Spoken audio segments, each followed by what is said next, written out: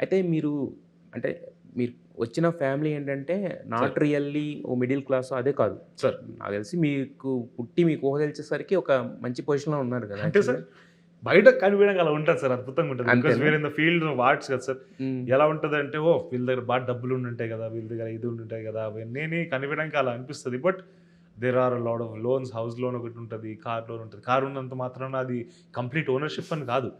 Loan పైన తీసుకుంటారు. ఆ లోన్ యెస్. యెస్. కట్టడానికి ప్రతి నెల ఈఎంఐ నడుస్తూ ఉంటది. Hmm. So you're really rich. మీ చేతిలో అబండెన్స్ ఆఫ్ క్యాష్ ఊరికే అలా ఎగిరేయడానికి ఉందంటే అప్పుడు you can consider that above middle class or anything. Otherwise everybody is really in the same process అని నమ్ముతాను నేను.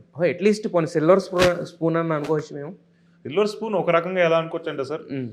మా తాత నాలెడ్జ్ కానీ, మా మా అమ్మ నాలెడ్జ్ కానీ, మా నాన్న నాలెడ్జ్ కానీ, మా నానమ్మ నాలెడ్జ్ కానీ, ఇవన్నీ నాకు ఒక బ్లెస్సింగ్ సార్. అంటే ఆ నాలెడ్జ్‌ని నాకు ఫ్రీగా హ్మ్. ఈ మా తాత నేర్చుకున్న యాక్టింగ్ గురించి కానీ, తను టీచింగ్స్ కానీ, మా అమ్మ స్పాంటనిటీ, మా అమ్మ యాక్టింగ్ కానీ, లేకపోతే మా నాన్న యాక్టింగ్ కానీ, his portrayal of natural emotions కానీ, ఇవన్నీ కూడా నాకు ఫ్రీగా వచ్చేసాయి.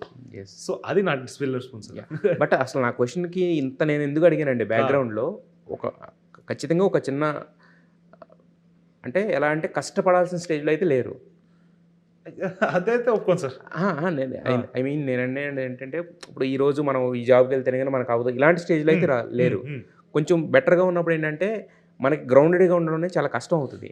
Right. But absolutely. But still you are grounded. Right. For that what keeps you grounded అనేది నా క్వెషన్ యాక్చువల్లీ. నంబర్ 1 మనం ఎన్ని రోజులు ఉంటాం, ఎంత ఉంటాం ఎవరికీ తెలీదు సార్. సో ఉన్నంత కాలం నా ప్రయత్నం ఏంటంటే I want to create impact through my art.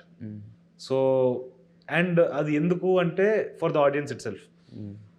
రేపు పొద్దున నేను పోతానేమో but through me I can live through my art. నేను చేసిన సినిమాలు కానీ, నేను చేసిన పర్ఫార్మెన్సెస్ కానీ it can really impact. Maybe ఒక 100 ఏళ్ల తర్వాత ఒకటి నా సినిమా చూసి అరే భలే చేశాడు రా అని అనుకొని వాడు సినిమాల్లోకి వెళ్ళినప్పుడు, లేకపోతే there might be some influence. So I can live through my art like that అని నమ్ముతాను. సో ఆడియన్స్ కోసం ఇంత చేస్తున్నప్పుడు it really grounds you and humbles you. And I'm blessed with family that really grounds me. ఇంట్లోనే నన్ను ground చేసే పంపించారు బయటికి. మీరు దేవుడిని లేట్‌గా నమ్మడం మొదలుపెట్టినా కూడా చాలా వేదాంతం మాట్లాడుతున్నారు. రైట్. యాహ్!